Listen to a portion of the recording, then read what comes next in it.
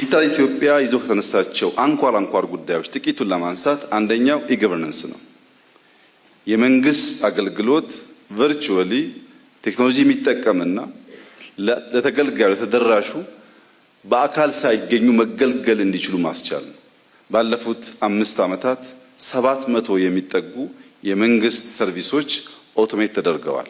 ኢዝ ኦፍ ዱይንግ ቢዝነስን እና የቢዝነስ ኢንቫይሮንመንትን ወደ ቴክኖሎጂ ተደግፈን ለመስራት የተደረገው ጥረት በጣም የሚያበረታታ ነው። በትምህርት፣ በጤና፣ በግብርና፣ በኢንዱስትሪ በሁሉም ዘርፍ ቴክኖሎጂ አሻራውን ማሳረፍ ችሏል። ይህ ደግሞ ለትውልድ በእጅጉ የሚያግዝ ነገር ነው።